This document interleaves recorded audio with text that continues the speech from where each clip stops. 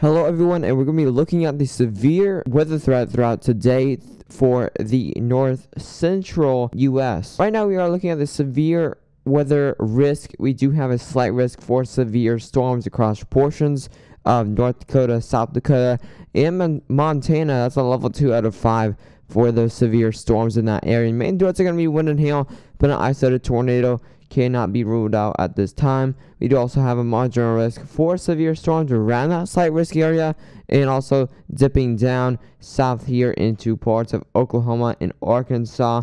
Definitely could see a possibility for some isolated severe storms today, but not anything that's going to be within that slight risk area. It's up there in the Dakotas and Montana.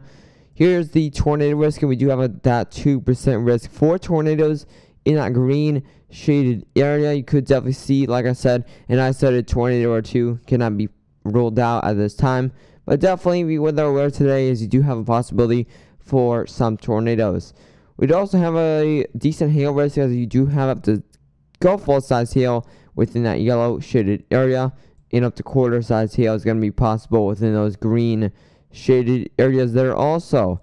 Lastly, here's that wind risk, and we do have up to 60-mile-per-hour gusts within those storms in the yellow shaded area, and up to 40-mile-per-hour gusts is going to be possible within those storms as well in that green shaded area. Now we can look at the future simulated radar for this severe weather threat. Alright, so right now we are looking at the future simulated radar. You could see some isolated showers and thunderstorms throughout today on around 2 or 3 p.m. as you can see around the border of Montana and Wyoming. When you move on here into the evening hours, we can see around 6 p.m. You really start to see some developments over here on the border of Montana and Wyoming, and these will be moving northeast as more development is likely overnight. We get to around 8 p.m. now, and you can definitely see they are turning into kind of those isolated storms and showers again.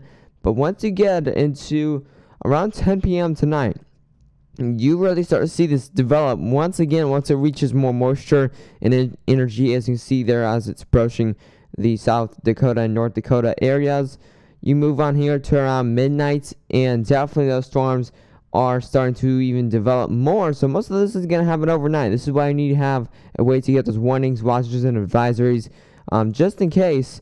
It could definitely save your life. Make sure make sure a warning, watches, or advisory, the alarm, make sure it wakes you up, so you definitely do know those storms are approaching you.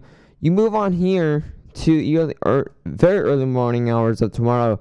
Here's 4 a.m. and those storms are still moving on here in the North Dakota area, and you get it to around tomorrow at 5 a.m. and they are turning into more of a cluster of isolated showers and thunderstorms, but there are still some more stronger storms, as you can see in there. For the most part, those are turning into a cluster of some isolated showers and more stronger thunderstorms in localized spots. If you did enjoy this video, I would ask you to subscribe if you are new to the channel, and make sure to share this video with any friends or family that might be impacted by this severe thunderstorm threat. Anyways, stay safe.